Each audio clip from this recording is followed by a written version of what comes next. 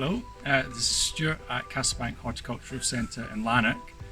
I'm just going to show you these chives.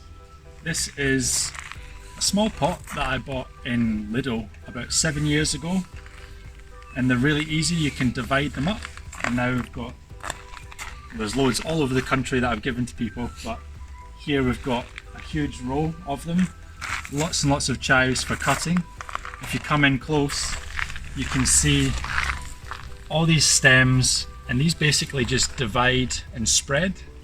So next time you're at the supermarket, buy a pot of living chives, give it a nice bigger pot with some fresh compost, and maybe leave it, and then in a year's time you can keep dividing it up, spreading it around the garden, and you'll have loads of chives. And these flowers are lovely, the bees love them as well, so it just adds a little bit of extra interest to the garden. You can eat it and it looks good.